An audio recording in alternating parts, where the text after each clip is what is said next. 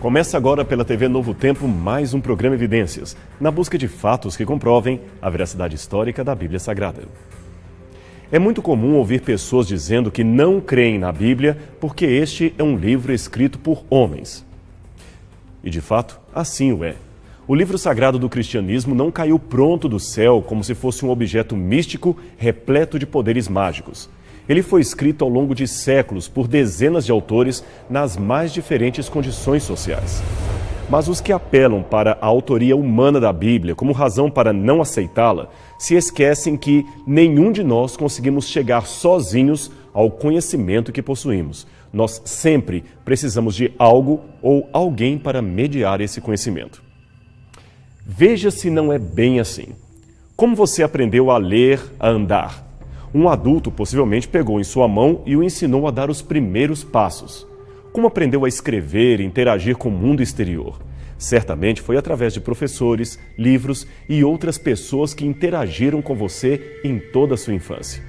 E isso continua na fase adulta. Até hoje você aprende coisas através do outro e, algumas vezes, nem aprende, mas conta com o que o outro aprendeu. É isso mesmo. Por exemplo, se o seu carro estraga, você pede a um mecânico para socorrê-lo. Você sabe que o carro estragou, mas depende do conhecimento do mecânico para consertá-lo para você. E assim vai com todas as especialidades da vida, ou seja, estamos sempre precisando dos outros para viver ou solucionar os nossos próprios problemas. Eu penso que Deus até fez isso para que nunca caíssemos no erro de achar que nós, em nós mesmos, nos bastássemos. Então, o Senhor nos fez sempre dependentes uns dos outros, para talvez que possamos viver em família. Embora hoje eu admita que a coisa nem sempre funciona tão bem assim, o que é uma pena. Pois bem, se é este o modo como as coisas acontecem, como processa o conhecimento, se precisamos sempre do outro ser humano para atingir o conhecimento do mundo exterior, por que seria diferente em relação às verdades reveladas por Deus? O ser humano por si só não é capaz de chegar ao conhecimento e à verdade absolutos. Ele sempre depende de uma outra fonte. Por esta razão, foi que homens santos falaram da parte de Deus, movidos pelo Espírito Santo. 2 Pedro capítulo 1, verso 21. Às vezes, esses homens santos, ou profetas como eram geralmente chamados, transmitiam as verdades de Deus verbalmente. Outras vezes, as mensagens eram escritas, reforçando ainda mais o seu impacto, propiciando-lhes ainda uma maior circulação. E havia também mulheres no círculo dos profetas. Embora nenhuma delas tenha provavelmente participado da produção escrita da Bíblia, certamente tomaram parte ativa no ministério profético de Israel. Miriam, Hulda, Raquel, Ana e até a esposa de Isaías são algumas das várias mulheres que exerceram atividade profética na trajetória do povo de Deus. E tem mais uma coisa importante. Esse conteúdo profético, que depois virou livro inspirado, não foi um mero fruto da inspiração humana. Não foi mesmo. Você se lembra do texto que lemos de 1 Pedro, dizendo que homens santos falaram da parte de Deus movidos pelo Espírito Santo? Preste atenção agora nas palavras que antecedem esse verso. Sabe primeiramente isto, que nenhuma profecia da Escritura provém de particular elucidação, porque jamais qualquer profecia foi dada por vontade humana. Percebeu a questão aqui envolvida? Agora eu entendo que a Bíblia é uma revelação dada por Deus através de agentes humanos e que precisamos da mediação do outro para obter conhecimento. Logo, a Bíblia seria Deus falando com sotaque humano. Então é de se perguntar como se relaciona o método científico que tantos apreciam com essa declaração de inspiração da Bíblia. Ora, todos os que lidam com ciências sabem que o alcance de nosso método científico e de nossa inteligência são bastante limitados. Trabalhamos sempre com hipóteses, teorias e verdades provisórias passivas de ajustes, correções e atualizações. O nosso saber sempre terá um limite. E isto vale não só para a ciência, mas também para a teologia e a religião. Estamos sempre conhecendo um pedaço da história, mas nunca a história por completo. E assim o será até a volta de Cristo. De acordo com o apóstolo Paulo, referindo-se ao conhecimento presente em relação ao futuro, hoje, em parte conhecemos e em parte profetizamos. Quando, porém, vier o que é perfeito, então o que é imperfeito desaparecerá. Agora, pois, vemos apenas um reflexo obscuro, como em espelho, mas então veremos face a face. Agora conheço em parte, então conhecerei plenamente, da mesma forma como sou plenamente conhecido. 1 Coríntios capítulo 13, versos 9, 10 e 12. É por essa razão que muitas vezes teremos de trabalhar com possibilidades e hipóteses que, apesar de lógicas, não podem ser verificadas. Agora, uma opção bastante segura seria confiar na revelação já mencionada. Isto nos ajuda na busca pela verdade e o conhecimento. Veja, se existe mesmo um Deus que nos ama e se preocupa com a humanidade, esta é a premissa cristã, é de se esperar ou supor que este Deus se comunique conosco por meio de uma revelação compreensiva ao discernimento humano. Esta revelação, é claro, aponta como pano de fundo o amor e o caráter de Deus. Como afirma Hebreus 11, verso 1, ela será a certeza de coisas que se esperam e a convicção de fatos que não se veem. Essa é a descrição bíblica daquilo que comumente chamamos fé. E esta fé também é uma premissa para entendermos o relato bíblico, inclusive aquele que fala da criação e da origem da humanidade. Pela fé, entendemos que o universo foi formado pela palavra de Deus, de maneira que o visível veio a existir das coisas que não aparecem. Hebreus 11, verso 3. Isso leva automaticamente a uma outra pergunta. Seria Deus passível de prova laboratorial? Certamente que não. Entenda uma coisa, provas só existem na matemática ou em um outro sistema formal. E Deus não é número nem equação. Para que se faça uma prova, isto é, uma demonstração científica usando a linguagem matemática, é preciso que se estabeleçam regras rígidas entre quem fornece e quem recebe as provas laboratoriais. Nesse sentido, há coisas que pressupomos, mas não temos condição de provar laboratorialmente, porque estão acima de nossos meios de verificação. Para dar exemplos simples, podemos dizer que amor, saudade, sentimentos humanos, por exemplo, são realidades inegáveis e nem por isso são laboratorialmente mensuráveis. Você compreendeu então a situação? A Bíblia também não apresenta provas da existência de Deus, mas apenas o pressupõe como Criador do universo, do ser humano e de tudo que está em nosso redor. Mas isto não significa que ela nos deixou sem nenhuma evidência, pois podemos reconhecer a Deus e sua existência por meio das coisas que Ele mesmo criou. Porque os atributos invisíveis de Deus, assim o seu eterno poder, como também a sua própria divindade, claramente se reconhecem desde o princípio do mundo, sendo percebidos por meio das coisas que foram criadas. Romanos 1, verso 20. E não é só por meio da criação que Deus revela a sua existência. Ele também age constantemente ao longo da história humana. A sua ação para com toda a humanidade, com o povo de Israel e até mesmo com pessoas individuais, desde a antiguidade até hoje, são coisas que podem ser claramente vivenciadas e testemunhadas. E o ponto culminante de tudo isto foi a vida de Jesus Cristo, Jesus de Nazaré. Afinal, segundo a compreensão cristã, Jesus foi a revelação máxima da divindade em meio à história dos homens. Nele, Deus se fez um de nós e nos revelou seu amor de um modo superior a qualquer outro jamais imaginado. Quando contemplamos Jesus, contemplamos a Deus, pois Ele é, de acordo com Colossenses 1, verso 15, a imagem visível do Deus invisível. Essa história e essa revelação foram preservadas por Deus em forma escrita para o testemunho das gerações que não tiveram o privilégio de testemunhar pessoalmente esses acontecimentos, e é aí que entra o papel da Bíblia Sagrada.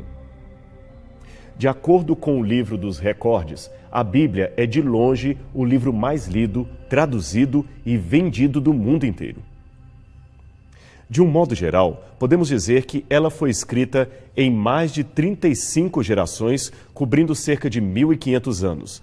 Foram mais de 40 autores em 66 diferentes livros escritos em 3 diferentes continentes. Esses autores eram muito diversificados. A maioria deles nem teve a oportunidade de se encontrar pessoalmente. Nunca houve uma reunião de pauta para saber o que colocariam no papel e nem contaram com a assistência de um editor ou de uma grande casa publicadora com todos os especialistas que pudessem ajudar e a dirigir o estilo literário que empregariam e, mesmo assim, esse livro saiu extraordinariamente harmônico, totalmente harmônico em seu conteúdo. É realmente uma obra miraculosa. Mas vamos falar mais especificamente dos escritores bíblicos para que você tenha uma ideia da diversidade autoral que a Bíblia contém. Moisés era um estadista e líder bem instruído. Amós era pastor de ovelhas. Pedro e João eram pescadores. Lucas era médico e possível estudante de direito. Davi e Salomão eram reis. Paulo, um rabino e filósofo judeu. Esdras era sacerdote. Daniel, primeiro-ministro. E Neemias, um funcionário público. A lista poderia se estender muito mais, porém creio que já deu para você ter uma ideia do que queremos dizer por diversidade autoral da Bíblia. Mas tem mais. Podemos falar ainda das diversas situações em que cada um deles escreveu o seu livro, ou seja, o contexto em que cada um se encontrava. Uns estavam no deserto, outros na prisão, alguns num palácio, numa viagem, numa campanha militar. Às vezes, eles eram movidos pela alegria, às vezes pela angústia, pela apreensão. Em algumas situações, os autores bíblicos tiveram de abandonar o seu emprego e sair pela fé para cumprir uma missão determinada por Deus. Foram, enfim, muitas e distintas situações sociais. Até os seus livros são de estilo diferente, não apenas na linguagem mais culta ou mais rústica, que cada um empregava, é claro, mas também no estilo literário, pois alguns escreveram em poesia, outros em forma de profecia, histórias, genealogias, cartas pessoais, normas, leis, cânticos, etc. Agora, mesmo escrevendo quase sempre de modo independente um do outro e tratando de temas difíceis e controversos, esses autores da Bíblia, voltamos a repetir, não se contradizem na essência. Pelo contrário, eles se complementam. Deste modo, é possível dizer que a Bíblia foi sim escrita por seres humanos, mas a autoria essencial pertence ao Espírito Santo de Deus. Essa própria harmonia doutrinária ou teológica que a Bíblia contém não deixa de ser uma prova de sua inspiração ou pelo menos de sua procedência celestial, embora, repetimos, ela não tenha caído pronta do céu. 2 Timóteo 3,16 afirma que o Espírito de Deus inspirou, literalmente insuflou aos autores o que eles deveriam escrever, isto é, o que teologicamente chamamos de inspiração divina da Bíblia. E que evidências adicionais, além da harmonia interna, poderíamos apresentar de que este livro é de fato inspirado por Deus? Bem, há várias. Por exemplo, suas profecias cumpridas. A Bíblia contém mais de 6.000 profecias, das quais quase a metade já se cumpriu literalmente. E não se trata de profecias generalistas, como aquelas de videntes que se limitam a dizer alguém importante morrerá esse ano, ou tome cuidado, pois tem muita gente com inveja de você. Isso é coisa que qualquer um pode deduzir, sem precisar ser profeta para dizer isso. A Bíblia é diferente. Ela fala de profecias muito específicas e você pode e deve tomar tempo para conhecê-las por si mesmo. A objetividade escriturística.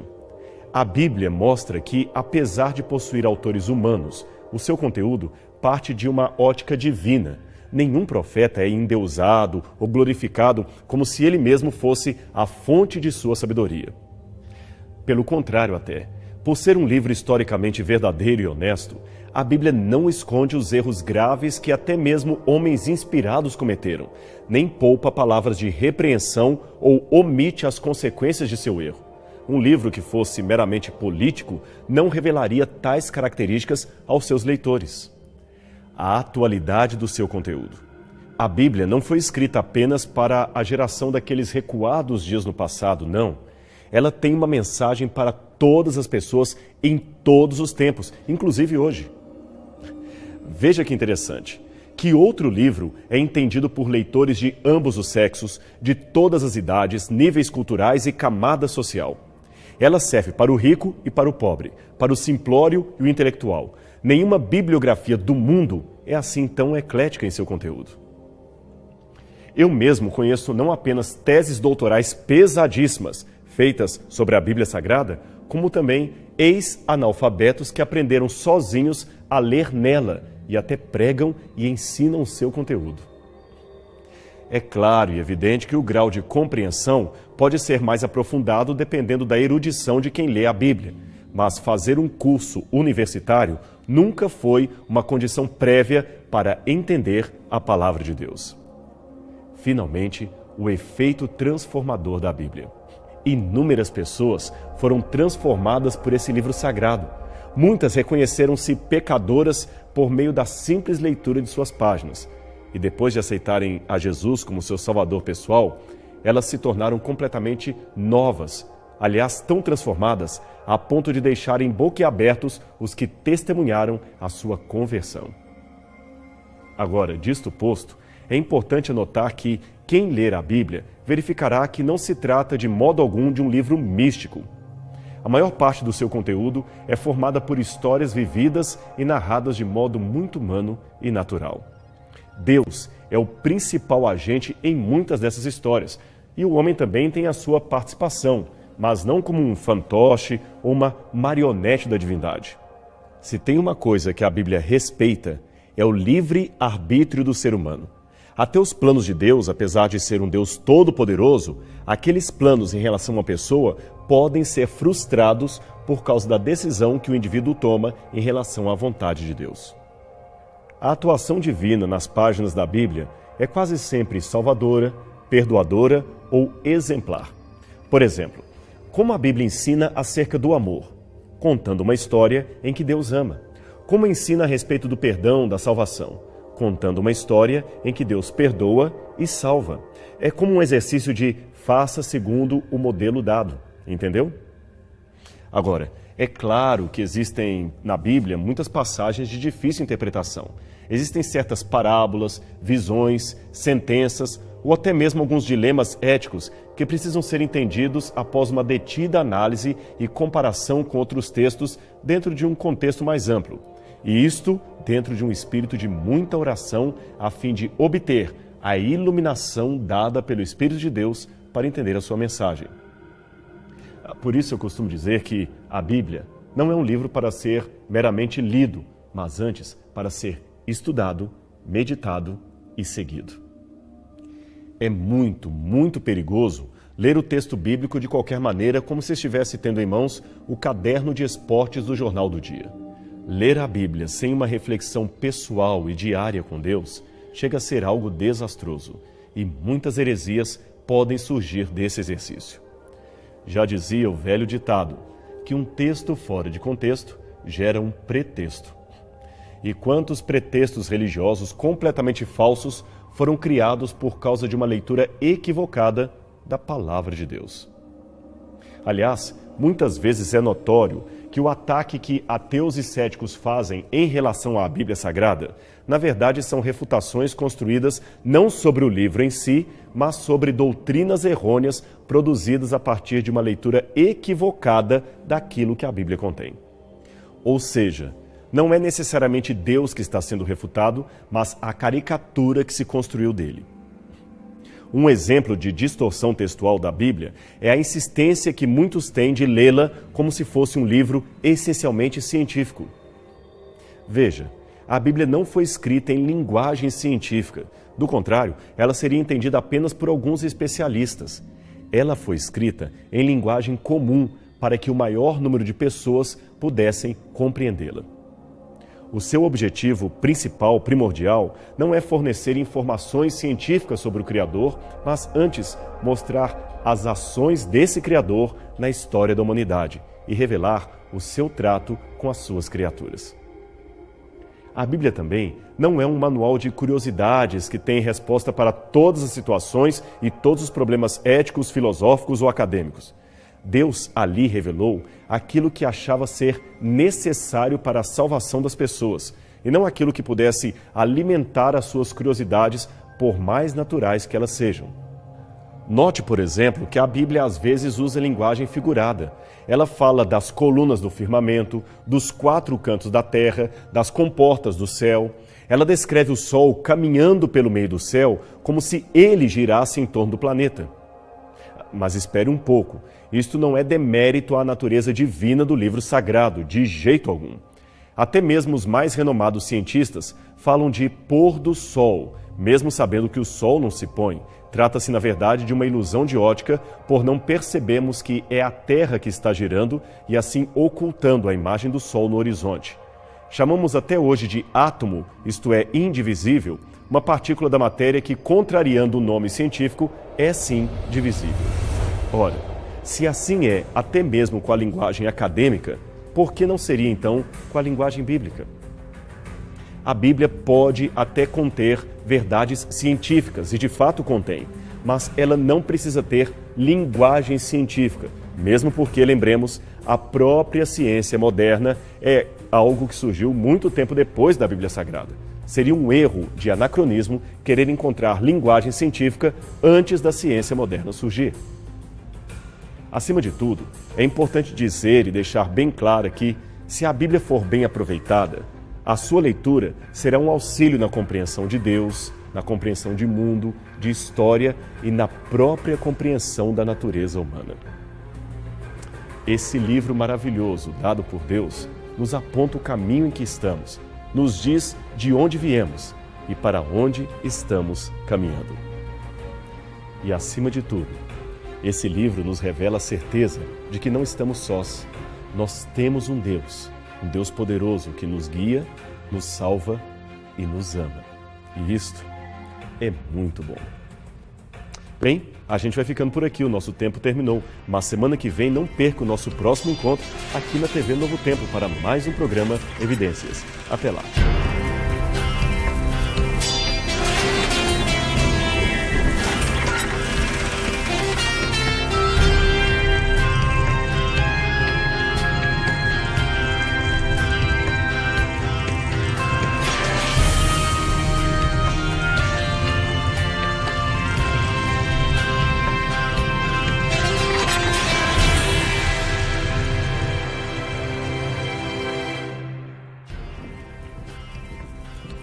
Estamos começando mais um programa Evidências, na busca de fatos que comprovem a veracidade histórica da Bíblia Sagrada. No programa de hoje, vamos falar de um assunto que, a princípio, deveria ser bem simples, pelo menos dentro do ambiente religioso mais conservador. Esse assunto é: quem escreveu a Bíblia? Ora, qualquer manual de catecismo, escola dominical ou escola sabatina vai dizer que mais de 40 autores inspirados por Deus foram guiados pelo Espírito Santo para produzir o divino livro. Homens como nós, escolhidos pela providência para colocar em linguagem humana aquilo que Deus queria revelar a seus filhos. Mas o que quer dizer este como nós? Não seriam homens especiais? Claro que sim, mas não no sentido que muitos interpretam. As calejadas mãos que escreveram a Bíblia não eram de super-heróis, mas sim de homens errantes, pessoas sujeitas às mesmas paixões que qualquer ser humano. A diferença, portanto, não estava em que foram perfeitos e jamais erraram, e sim no fato de que eles amavam a Deus e não recusaram o chamado recebido do céu. Dentre esses autores, temos pessoas como Moisés, Davi, Daniel, Isaías, Pedro, Paulo, etc. Eles são indiretamente referidos no texto de 2 Pedro, capítulo 1, versos 20 e 21, que diz o seguinte: Sabendo primeiramente isto, que nenhuma profecia da Escritura é de particular interpretação, porque nunca, jamais qualquer profecia foi dada por vontade humana. Entretanto, homens santos falaram da parte de Deus, movidos pelo Espírito Santo. Isso de fato é muito bonito, é muito profundo, não é mesmo? Mas espere um pouco. Essa, como dissemos, é a visão conservadora mais comumente encontrada nas igrejas. Porém, não é bem isto que muitos teólogos dizem por aí. Talvez pouca gente saiba, mas o modo de se estudar a Bíblia em muitas escolas de teologia é bem distinto da maneira como a mesma é lida nas igrejas locais. E um dos métodos muito utilizados é o chamado criticismo bíblico, que, segundo a definição de seus proponentes, seria o seguinte: o estudo e a investigação dos escritos bíblicos que buscam julgar, discernir imparcialmente o conteúdo destes escritos. Até aí, nós não temos muito problema com essa definição. De fato, devemos estudar a Bíblia imparcialmente. Aliás, já foi dito num programa aqui que um texto fora de contexto gera pretexto. Mas o conceito de imparcialidade do criticismo bíblico é um tanto complicado em nossa opinião. É que eles pretendem ver a Bíblia apenas como um livro inteiramente humano, sem nenhuma origem ou inspiração divina. Um livro inteiramente humano, escrito para seres humanos que não mais existem. Veja o que declarou Shmuel Golding, autor do livro The Light of Reason, A Luz da Razão. Ele falou o seguinte: nossa conclusão clara é que foram homens e não Deus que compuseram a Bíblia. Muitos cristãos, especialmente protestantes, têm grande dificuldade com qualquer declaração de que, de fato, foi graças ao esforço puramente humano que a Bíblia veio à existência. Esse autor ainda lembra que milhares de outros livros também apareceram no cristianismo depois da morte de Jesus, dizendo serem inspirados, mas apenas alguns foram escolhidos por questões políticas da igreja cristã. Mediante isso, esses autores parecem ser mais razoáveis em propor que esqueçamos este assunto de inspiração e aproximemo-nos da Bíblia apenas como um livro humano e nada mais. Ela foi um dos mais famosos clássicos já produzidos pela humanidade, mas não é de modo nenhum a palavra de Deus. Ora, deixe-me dizer que esse tipo de aproximação não é, em minha opinião, um método realmente racional, muito menos científico. Como também sei e admito que não é científico aproximar-se gratuitamente da Bíblia, já crendo de antemão que ela é inspirada por Deus, sem que haja qualquer evidência disso.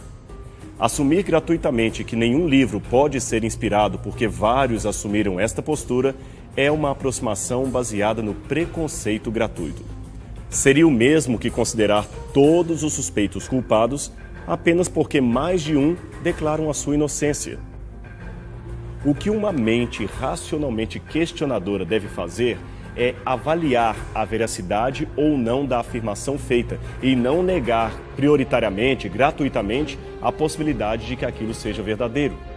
Noutras palavras, se vários livros se dizem inspirados, vejamos então na história se é possível ver elementos que comprovem ou desmintam essa inspiração. E somente depois disso é que devo assumir uma postura contra ou a favor daquilo que o livro diz acerca de si mesmo. Ora, noutros programas Evidências já apresentamos vários elementos históricos que apontam para o caráter singular da Bíblia como livro inspirado por Deus. Entre eles estariam, apenas à guisa de ilustração, a sua unidade literária, as suas profecias precisamente cumpridas, a sua capacidade de transformar vidas, a sua incrível preservação ao longo dos tempos, etc. Não é à toa que o brilhante escritor Victor Hugo declarou: a Inglaterra tem 2 livros principais, Shakespeare e a Bíblia. A Inglaterra fez Shakespeare, mas a Bíblia fez a Inglaterra. E eu iria além de Victor Hugo. Eu diria que a Bíblia fez o mundo, e isto nem os críticos podem negar. Em que pesem as críticas feitas ao livro sagrado, pessoas como Victor Hugo, dotadas de grandiosíssima envergadura intelectual, creram piamente no que ela diz. Ora, ainda que alguém discorde desse livro e o critique, deve pelo menos ser honesto o bastante para admitir que está contra não apenas a Bíblia, mas também contra uma leva de intelectuais e gênios da humanidade que o seguiram e prestigiaram. Se alguém odeia a Bíblia, que pelo menos admita estar diante de um inimigo de peso. Não se trata, de maneira nenhuma, de um livrinho qualquer. Portanto, estudar a Bíblia, partindo do pressuposto de que este não é um livro especial, de forma alguma é uma abordagem neutra. É a negação intelectual de todas as evidências que apontam para a sua singularidade. É uma postura intelectualmente questionável. Negando, portanto, o caráter sobrenatural deste livro, os proponentes do criticismo bíblico procuram, com ferramentas hermenêuticas e heurísticas, descobrir quando, como, onde e por que cada livro da Bíblia foi produzido. Sua conclusão se resume a elementos bem complicados para o cristianismo e também para o judaísmo. Por exemplo, não foi Moisés quem escreveu os 5 primeiros livros conhecidos como Pentateuco. Na verdade, nem podemos dizer que existiu mesmo alguém chamado Moisés. Os primeiros textos hebraicos seriam produzidos apenas por volta do século X a.C. Sendo assim, toda a história dali para trás, e também grande parte da história posterior, não passa de uma coleção de antigas lendas do povo judeu, sem qualquer fundamento histórico que dê sustentação a elas. Mas as críticas não param por aí. Esses livros do Antigo Testamento foram produzidos muito lentamente ao longo de vários séculos, a maioria deles por interesse político ou apenas ideológico. Esther e Daniel, por exemplo, seriam, na opinião destes críticos, heróis nacionalistas criados respectivamente no IV e II século a.C. para servirem de inspiração ideológica ao povo durante a helenização do judaísmo e a Guerra dos Macabeus.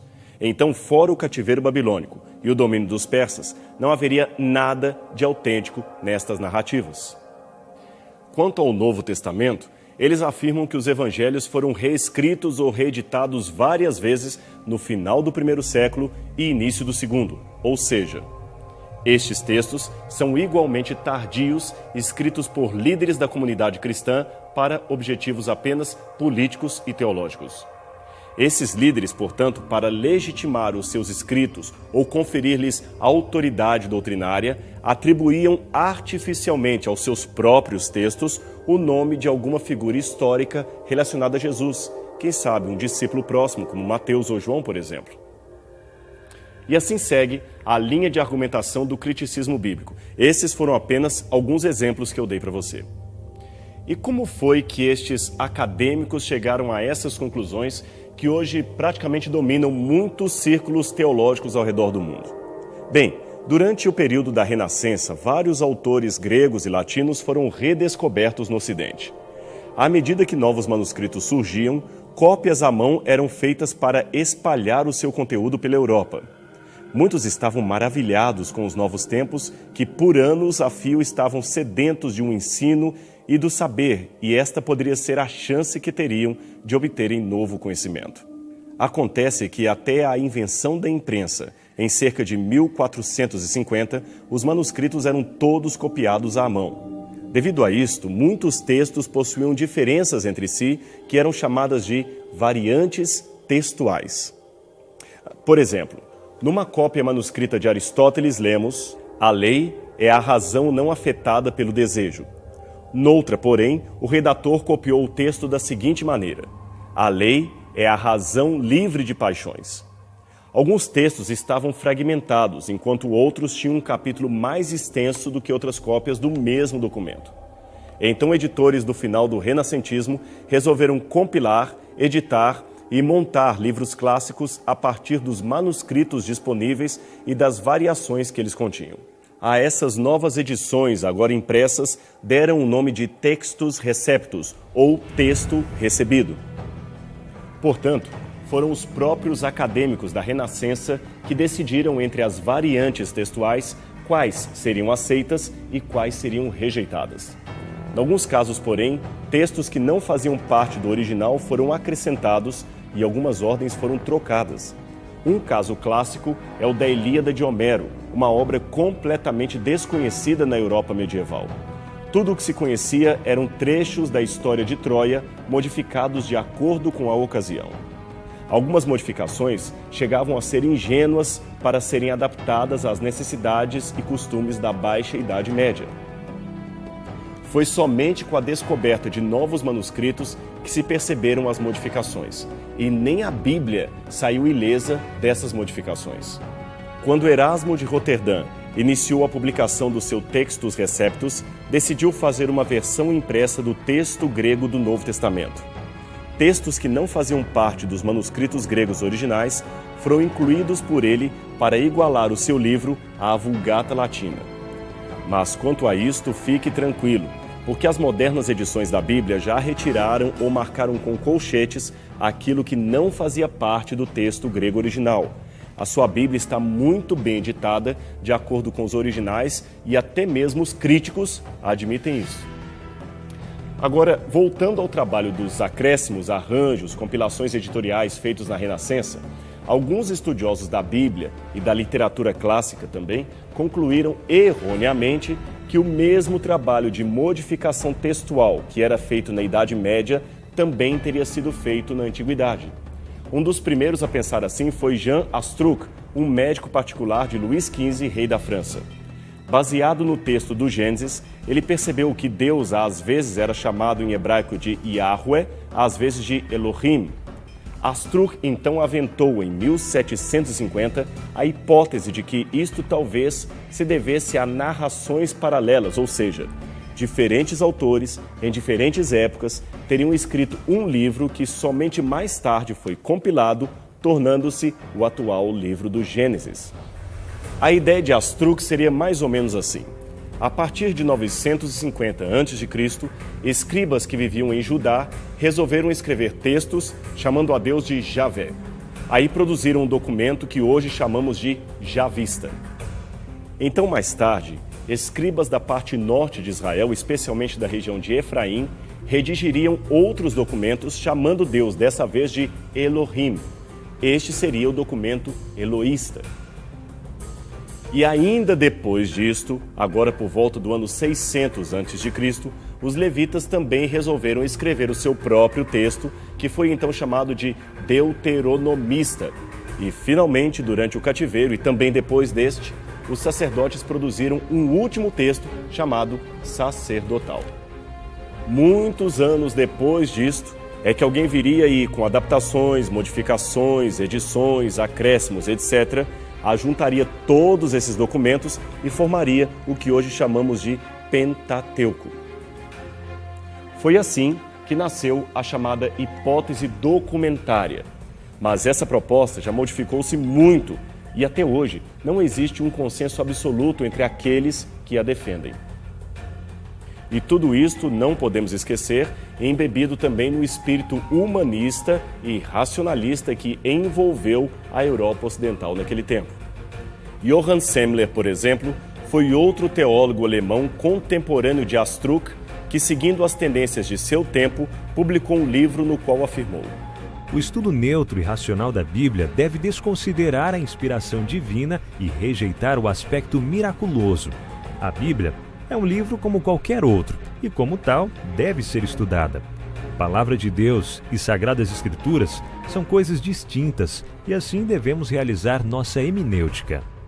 Agora, para ser bem honesto com você, em que pese a aparente erudição desses conceitos e o fato de serem até hoje largamente ensinados em várias faculdades de teologia, o fato é que muitos acadêmicos de peso intelectual estão aos poucos abandonando o chamado criticismo bíblico devido às incongruências que ele possui, tanto do ponto de vista histórico quanto filosófico e metodológico. É claro que os problemas técnicos relacionados a esse método são um pouco acadêmicos demais para explicá-los aqui, mas eu vou tentar simplificá-los para você. Em primeiro lugar, o que se observa é a completa falta de evidência da chamada hipótese documentária, aquela que afirma que a Bíblia é o resultado tardio de uma colcha de retalhos textuais. Milhares de manuscritos antigos da Bíblia, tanto nas línguas originais quanto em antigas traduções, já foram encontrados e nenhum deles sequer oferece qualquer prova substancial que o texto que possuímos hoje fora dramaticamente diferente daquele lido no passado. E tem mais: nenhum documento do passado, bíblico ou não bíblico, faz qualquer menção de que o texto escriturístico tenha tido essas fases preliminares ou que esta seria apenas uma prática redacional comum em toda a antiguidade. Pelo contrário até, os textos antigos parecem tão sequenciais que especialistas em literatura clássica praticamente abandonaram o método crítico histórico ao analisarem obras gregas e romanas como a Ilíada de Homero ou a Eneida de Virgílio. Veja o que escreveu a crítica literária Ellen Gardner, especialista em literatura clássica. Ela falou o seguinte: nas análises de campo, percebemos que as teorias de composição autoral de textos antigos, as supostas primitivas versões do texto, os diferentes níveis textuais, etc., são hipóteses que temos descartado. Aquele tipo de análise crítico-literário é hoje um conceito ultrapassado. A tendência hoje é assumir que estamos diante de um único autor, a menos que tenhamos uma clara evidência externa que indique o contrário. Agora você viu que irônico? Teólogos liberais estão aplicando à Bíblia um método de investigação textual que nos estudos clássicos já é considerado ultrapassado e não congruente. E olha que Gardner escreveu isto nos anos 50. Mais recentemente, um respeitado acadêmico das universidades de Yale e Carolina do Norte, e que, diga-se de passagem, está bem longe da ala tradicional conservadora, publicou um trabalho em que questiona frontalmente a validade da hipótese documentária. Seu nome, John Van Seters, autor do livro Editing Bible, a Bíblia Editada, lançado em 2006. O professor Seters concluiu que a hipótese documentária nasceu no século XVIII por causa de um sério erro de anacronismo cometido pelos eruditos da ocasião. E o que seria anacronismo? Simples. É tomar erroneamente uma característica de uma época e transportá-la artificialmente para outra. Por exemplo, hoje, por causa dos modernos meios de transporte, não consideramos distante uma cidade que está a 200 quilômetros de nós.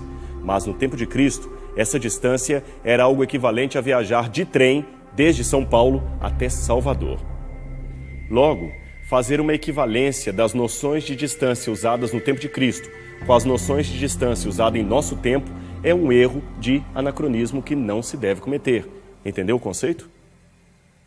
Pois bem, os eruditos do século XVIII, de acordo com Seters, atribuíram artificialmente aos antigos escritores o programa editorial de textos que eles mesmos estavam acostumados a ver na Europa a partir da Renascença. Mas não existe nenhuma evidência histórica de que os antigos textos bíblicos tenham de fato se originado de uma coleção de pequenos textos escritos ao longo de séculos e séculos e posteriormente compilados por um editor tardio. Pena que Seters ainda é reticente em acreditar na historicidade do Gênesis, mas o seu livro é reconhecidamente uma honesta admissão intelectual feita por alguém que também foi treinado na hermenêutica do criticismo bíblico. Pena que esse tipo de arrazoado quase não apareça em autores que insistem em usar o criticismo e a hipótese documentária apenas porque a tradição acadêmica assim o impôs. O interessante é que esta mesma hipótese documentária, altamente questionável, como você pôde perceber, ela é, em si mesma, a base dos principais críticos em relação à historicidade da Bíblia. Uma base, diga-se de passagem, fraca, mas que muitos insistem em repetir e repetir e repetir. Ora, se a base é questionável, que dirá o edifício que se sustenta nela? Mas, infelizmente, muitos teólogos ainda insistem em se pendurar numa árvore de raízes podres. E então, quem escreveu a Bíblia? É claro que foram humanos. Ela não caiu pronta do céu, nem foi editada ou ditada por anjos. Mas esses homens não falaram sozinhos. Eles foram movidos por Deus.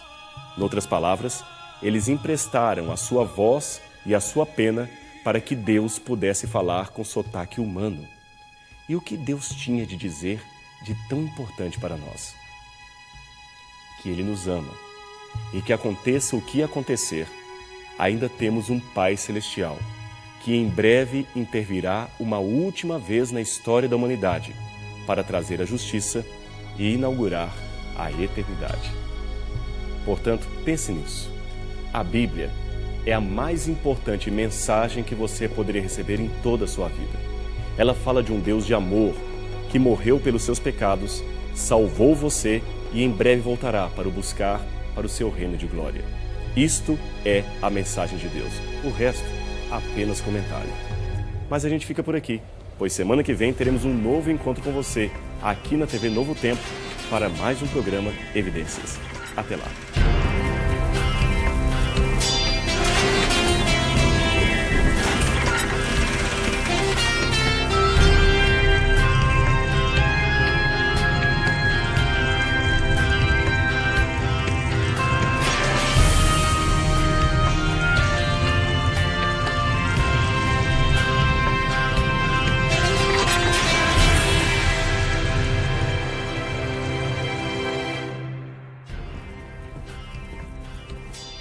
Está começando mais um programa Evidências, sempre em busca de fatos que comprovem a veracidade histórica da Bíblia Sagrada. E hoje teremos como tema justamente os mitos da Bíblia Sagrada. Mas espere um pouco. Se esse é um programa em busca de evidências a favor das Escrituras, como podemos ter como título os mitos da Bíblia? Seria um erro de edição ou uma forma de afirmar que não existem mitos?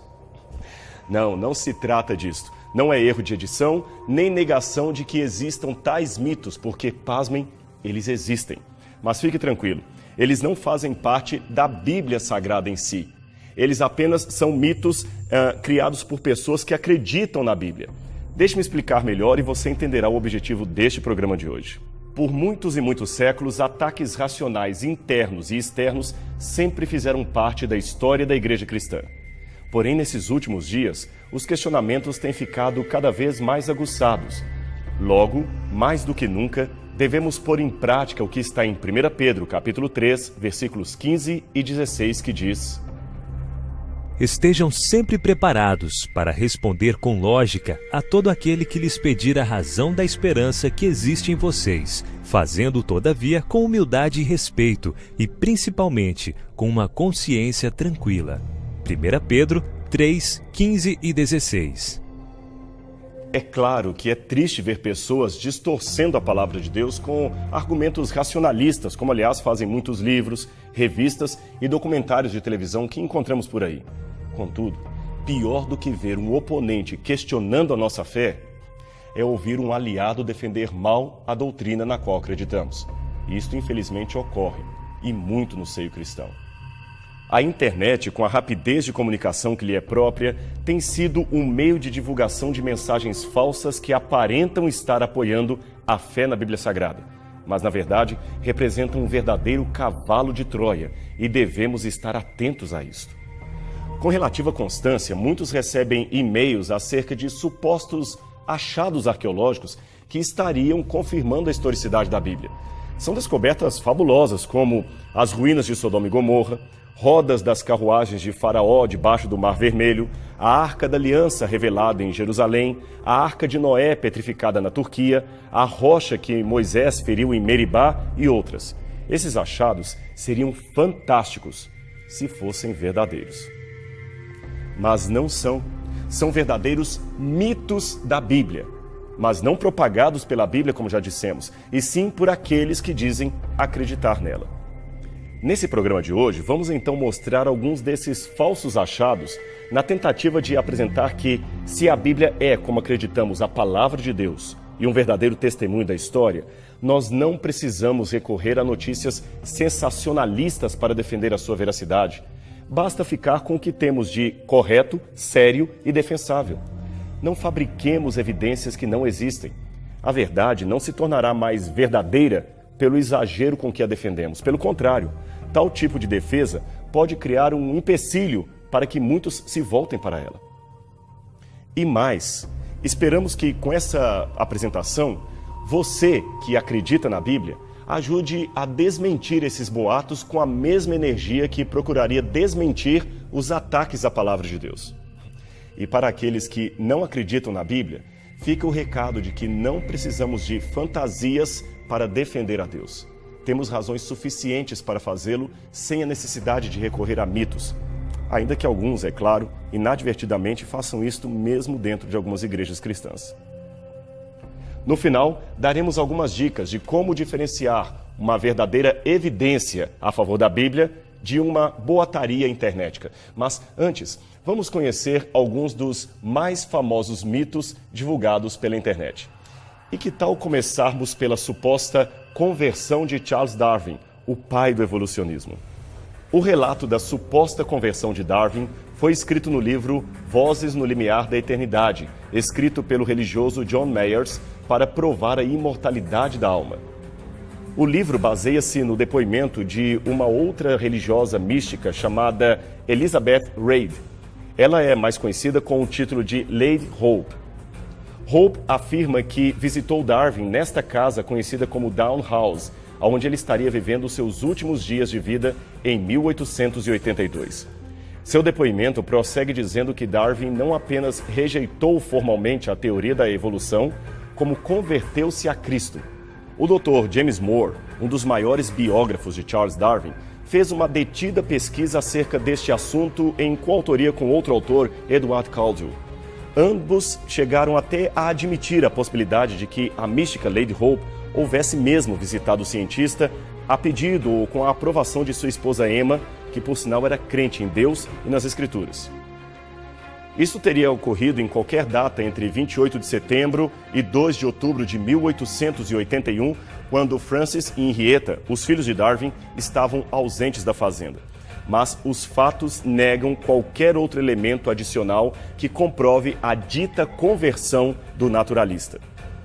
Segundo a pesquisa, a própria esposa de Darwin, Emma, estaria presente e, como era cristã devota, seria a primeira a vibrar com uma possível conversão do marido, ainda que fosse na hora da morte. O silêncio da esposa de Darwin é outro e forte indício de que tal conversão provavelmente nunca aconteceu. O Dr. Moore encontrou ainda evidências biográficas de que Darwin realmente não apreciava que ateus usassem as suas ideias para negar a existência de Deus. Talvez isso fosse por respeito à fé de sua esposa ou por outra razão. Por exemplo, Darwin se dizia agnóstico em relação à existência de um Criador. Embora a morte prematura de uma filha parece ter, de algum momento, selado a devoção de Darwin em relação a Deus. Mas este é assunto para um outro programa. Seria errado classificar Darwin como ateu. Talvez o mais correto seria chamá-lo de agnóstico. Seja como for, para ele, o Criador, afinal de contas Darwin não abandonava a possibilidade de um Criador, teria trazido a criação através da evolução. Ou seja, se existe um Deus, dizia Darwin, ele usou a evolução para trazer a vida à existência. Henrietta, a sua filha, o descreveu numa biografia póstuma como um humanista e anglicano. Bem, seja como for, Darwin, embora não fosse cristão devoto, definitivamente não apreciava ser identificado como ateu. Aliás, ele mesmo fez, em vida, arranjos para ser sepultado no cemitério da igreja de Down, embora no final o seu corpo acabou sendo levado para a abadia de Westminster, onde permanece até hoje. Mas veja, quanto a uma retratação pessoal ou uma conversão mediante um estudo mais aplicado das Escrituras, não temos, em definitivo, nada que sustente estas alegações. Agora, vamos falar um pouquinho sobre outro falso argumento que tem inundado as telas de computador: o suposto achado da Arca de Noé. Alguns religiosos estão, na verdade, tentando procurar com cientificidade e entusiasmo a arca, mas admitem que não a encontraram. Outros afirmam categoricamente que a encontraram, como, por exemplo, um grupo de pesquisadores chineses da região de Hong Kong. O curioso é que, segundo um levantamento incompleto do site noahsarksearch.com, existem hoje mais de 40 alegadas descobertas da Arca de Noé, e todas em pontos diferentes do globo, a maioria, é claro, na atual Cordilheira do Ararat. Só esse dado já coloca em dúvida a maioria dos achados, pois, a menos que a arca esteja em movimento ou encontre-se partida em vários pedaços, a confirmação de uma dessas alegações torna todas as demais mentirosas. E o que é mais interessante, cada um defende o seu achado como real e oferece curiosas provas que vão desde o testemunho oral até restos de madeira petrificada e supostas fotos de avião e satélite que seriam os restos do barco sob as geleiras da Turquia. O fato é que nenhuma dessas alegações se mostrou comprovada para além de qualquer questionamento. E muitas delas, além de contraditórias, já foram desmentidas, embora e-mails e mensagens desatualizadas continuem a todo vapor sendo enviadas pelo correio eletrônico. No caso dos chineses que relacionamos no começo, o Dr. Randall Price, um arqueólogo sério com formação em Israel e que no começo havia ficado entusiasmado com as pesquisas do grupo, resignou a sua posição no projeto e afirmou numa entrevista à Fox News que passou a nutrir fortes suspeitas de que tudo não passaria de uma farsa. Em primeiro lugar, afirmou ele, um monte de coisas suspeitas envolvendo a arca tem acontecido naquela região do globo. Ademais, a exploração comercial e turística, envolvendo guias curdos, aumenta a suspeita de que algo estaria errado em relação a este suposto achado da arca. Hoje, o Dr. Price prefere esperar para ver antes de acreditar que realmente estamos diante de um achado real e não de alarmes falsos. Veja também este exemplo. Esta foto foi tirada de um avião que sobrevoava outra área da região diferente do local apontado pelos chineses no Ararat. Por muitos anos, essa foto foi mostrada como uma forte evidência de que ali, sob o gelo, estariam os restos da Arca de Noé. Esta outra foto, segundo alguns, tirada por um satélite espião, parece ainda mais convincente. Veja o formato navicular do objeto. Ora, o problema com essas duas fotografias e outras formações semelhantes é que todas elas foram encontradas em pontos diferentes do Ararat e muitas formações como esta foram fotografadas. E se aquela formação é a arca, por que as outras formações também não seriam? Veja, até hoje, nada, absolutamente nada de concreto foi apresentado provando que qualquer daquelas formações rochosas ou sombras sob o gelo fosse mesmo um barco construído por mãos humanas e não apenas uma formação glacial ou rochosa. Nem mesmo os últimos relatos obtidos com o uso de satélites pôde dizer com absoluta precisão do que se trata. Na dúvida, é melhor não fazer afirmações categóricas que demandem uma retratação posterior. Apenas para esclarecer, é claro que acreditamos que houve um dilúvio universal, assim como a Bíblia apresenta, disso não temos dúvidas. Existem fortes evidências geológicas, aliás, evidências de sobra, para afirmar um catastrofismo mundial ocorrido no passado através da água. Mas a Arca de Noé, esta até hoje não foi encontrada. Tal evidência arqueológica, se houver, isto é, se ainda existirem restos da arca desaparecidos por aí, só o futuro nos dirá. Falando em dilúvio, existem ainda outras alegações do achado de supostos gigantes pré-diluvianos. Ora, os únicos paquidermes realmente pré-diluvianos até agora encontrados são fósseis de dinossauros. Seres humanos gigantescos não foram localizados. E o que dizer então dessas fotografias? Elas estão à solta em várias páginas da internet e a resposta seria apenas uma. São todas falsas, sem exceção. Esse tipo de fraude vem de longe. Veja esse suposto gigante antediluviano petrificado e descoberto em 1869 em Nova York. Ele media cerca de 3 metros de altura com um pé de 53 centímetros. Mas, na verdade, ele foi esculpido e enterrado por 1 ou 2 anos antes de sua descoberta. Quem o esculpiu foi este homem, Edwin Burkhardt, a mando de um fabricante de cigarros chamado George Hill, que aparece de cartola e, sobretudo, neste canto esquerdo da fotografia. Muitos vinham de todas as partes visitar o fóssil, mesmo com a multidão de especialistas dizendo que o mesmo era falso. Cobrava-se 50 centavos de dólar por pessoa. O engano foi tal que até uma cerimônia oficial de ressepultamento foi feita para o gigante, contando inclusive com a presença do prefeito da cidade. Barnum, um dono de circo especialista em fraudes, quis comprar o gigante por $30 mil, mas como não conseguiu fazer negócio, ele mesmo mandou fazer uma cópia, alegando que o seu gigante era o verdadeiro e o outro falso. O primeiro caso de falsificação de uma fraude. É bom que se esclareça. Ainda que tenhamos na Bíblia, em Gênesis capítulo 6, verso 4, a descrição de que havia gigantes na terra antes do dilúvio, de modo algum a Bíblia está se referindo a gigantes com 15 ou 20 metros de altura. Embora a população pré-diluviana devesse, é claro, ser de maior estatura do que os atuais, isto não significa que eles fossem de 20 metros. Apenas que eram mais altos e tinham uma inteligência superior à nossa.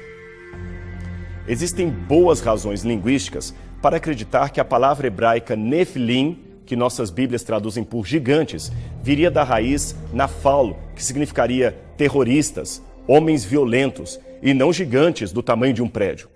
O estudo de línguas originais da Bíblia ajuda muito no entendimento do seu conteúdo, e as pessoas deveriam prestar atenção nos resultados desta pesquisa. Já que falamos do dilúvio, de gigantes, de paquidermes, que tal uma outra lenda urbana muito mencionada por aí? é a de que fósseis humanos teriam sido encontrados junto a fósseis de animais pré-diluvianos, provando assim que homens e dinossauros conviveram juntos. Isto também não procede. Em Glen Rose, no Texas, no leito do rio Paluxy, podemos ver as supostas pegadas humanas juntamente com pegadas de dinossauros gravadas em rochas. A formação rochosa é do Cretáceo, e isso, em tese, provaria que seres humanos conviveram com esses paquidermes. Em 1970, foi entrevistado Charles Moss, que aparece de chapéu ao centro. Ele, juntamente com seu sócio chamado James Riles, cortavam a pedra e vendiam como pegadas. Esta venda acontecia desde 1930. Veja uma cena onde ambos aparecem cortando as pegadas. Algumas das pedras cortadas estão até hoje expostas no Museu de Criacionismo, um museu amador. Veja o nítido contorno da pegada humana juntamente com a possível pata de um Tiranossauro Rex. Moss declarou que as pegadas humanas eram produzidas em sua maior parte por um pé descalço, mas às vezes também aparentavam ser um pé calçado. Os rastros variavam de meio metro a 2 metros. Havia também rastros humanos cruzando rastros de dinossauros e pegadas de dinossauro que destruiriam a sequência das pegadas humanas. A escavação destas pegadas indicou uma camada inferior comprimida, como seria de se esperar. Mas o que se sabe hoje, com certeza, é que pelo menos algumas das pegadas de dinossauros parecem ser verdadeiras, mas as pegadas humanas foram desonestamente talhadas na pedra.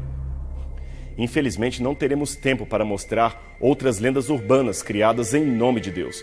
Mas se o fizéssemos, teríamos muitos outros casos, como por exemplo, os falsos relatos do achado da Arca da Aliança, as tais rodas do carro de Faraó supostamente encontradas no fundo do Mar Morto.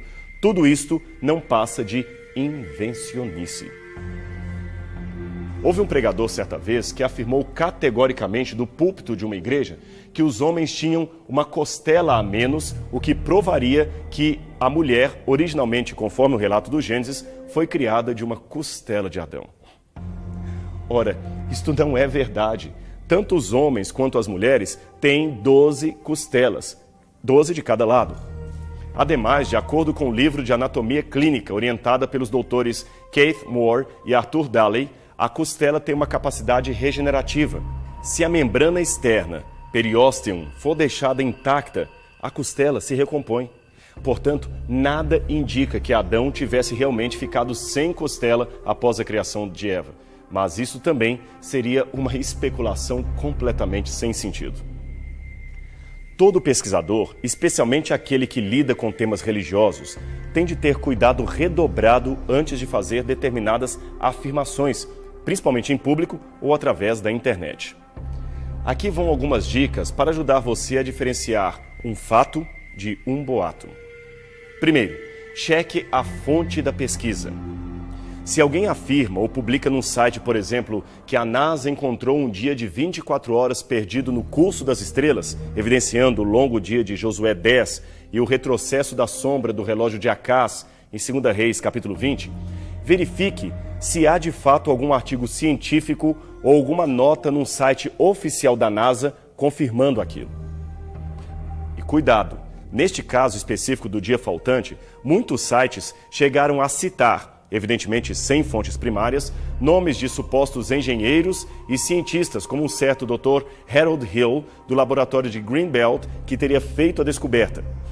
O fato é que a NASA não somente disse desconhecer tal experimento, como negou que qualquer pesquisador de Greenbelt estivesse envolvido alguma vez num projeto como esse. Tudo não passou de uma informação distorcida e de uma desonestidade através da internet. Outra dica: cheque a área de formação daquele que fez a afirmação. Ele é um pesquisador formado na área ou um dentista falando de arqueologia? É claro que existem conhecimentos gerais que não demandam especialização. Ninguém, é claro, precisa ser PhD em física para afirmar que Newton descobriu a lei da gravidade. Mas para afirmar que a lei da termodinâmica age deste modo e não daquele outro, você precisa ser da área ou citar pessoas que são da área. Esta é uma dica importante para os dois lados, os que creem na Bíblia e os que não creem, porque muitas vezes documentários de televisão, especialmente aqueles documentários antirreligiosos, apresentam apenas especialistas ateus ou descrentes fazendo afirmações sobre as suas áreas de atuação e dando a entender que todos os formados naquela área pensam exatamente daquele mesmo modo, deixando a impressão de que apenas leigos acreditam na harmonia entre ciência e religião. Não é bem assim. Por isso, nesse programa, apresentamos o lado especializado da fé para contrabalancear com outros documentários que apresentam apenas o lado da descrença. E um detalhe muito importante. Tome bastante cuidado com aquelas revistas de banca de jornal que se dizem científicas, mas definitivamente não são. Não se tratam de revistas indexadas, isto é, elas não fazem parte do índex de periódicos especializados que as universidades aceitariam como fonte para uma tese ou como meio de divulgação oficial de uma pesquisa científica. O mesmo vale para muitos documentários da TV. É que essas publicações geralmente são feitas por jornalistas. Não estou dizendo que eles mintam, não se trata disso. Mas a ênfase que alguns jornalistas dão numa matéria é muito forte apenas para torná-la sensacionalista o bastante a ponto de ser vendida. Eles fazem com que uma hipótese se torne uma certeza absoluta, ou que a conclusão de um especialista se torne a voz oficial de toda aquela área de conhecimento. É claro que nem todos os jornalistas agem assim, mas infelizmente algumas matérias se valem do sensacionalismo. Deixe-me dar um exemplo. Recentemente eu vi pessoas vegetarianas querendo de todas as formas abolir a soja de seu cardápio apenas por causa de um artigo publicado numa revista dessas de banca de jornal. Este artigo alertava contra uma série de malefícios provocados pela soja. Até que recentemente vi um outro artigo esclarecedor de 2 especialistas dizendo que aquilo foi um alarme e que nenhuma pesquisa sobre a soja apresentou, até a data da publicação, resultados conclusivos contra aquele alimento como fonte de proteína. Bem, vamos voltar à nossa lista. Em terceiro lugar, tenha a certeza do que a Bíblia realmente diz. Muitas distorções são criadas não pelo que a Bíblia disse, mas pelo que ela não disse. Em nenhum canto das Escrituras, por exemplo, está dito que Adão passou a ter uma costela a menos do que a mulher. Isso é dedução gratuita e especulativa, para não dizer irreal. Um livro polêmico lançado recentemente nos Estados Unidos e também no Brasil foi escrito pelo jornalista André Keane. O título não poderia ser mais provocante. O culto do amador. Como a internet tem matado a nossa cultura e assassinado a nossa economia. Alguns o acharam o livro do ano, outros o abominaram. Eu deixo a cada um a sua própria opinião acerca da obra, mas eu gostaria de lançar mão dela para concordar com pelo menos uma coisa que o autor colocou. Estamos de fato entrando numa era em que especialistas em nada estão fazendo afirmações sérias e errôneas, especialmente sobre assuntos religiosos, e os crentes deveriam estar alerta. Agora, por lógica e ética, eu não posso deixar de fazer menção ao programa Evidências que nós temos aqui. Embora procuremos pautar a nossa fidelidade de todas as informações e busquemos mais os assuntos que estariam dentro das especializações cursadas pelo apresentador, não é o nosso objetivo aqui neste programa pensar por você ou determinar aquilo no qual você deve acreditar. Apenas apresentamos, como o próprio nome diz, evidências. Cabe agora a você checar se elas são ou não verdadeiras e tomar a sua decisão a favor ou contra a palavra de Deus. Apenas um detalhe: querer ficar neutro já é uma decisão, infelizmente contrária aos ditos de Deus. E neutralidade não é uma boa coisa no dia do juízo final. Para os cristãos, vale a pena seguir o conselho que está em 1 Timóteo, capítulo 1, verso 4, onde Paulo nos alerta quanto àqueles dentro da igreja que se ocupam de fábulas, promovendo discussões que estão mais a serviço de Satanás do que de Deus. Pedro também afirma, quase num tom de desabafo, que ele e os apóstolos não nos deram a conhecer o poder da vinda de Cristo seguindo fábulas engenhosamente inventadas. Pelo contrário, eles falaram daquilo que foram testemunhas. Isto estaria em 2 Pedro, capítulo 1, verso 16.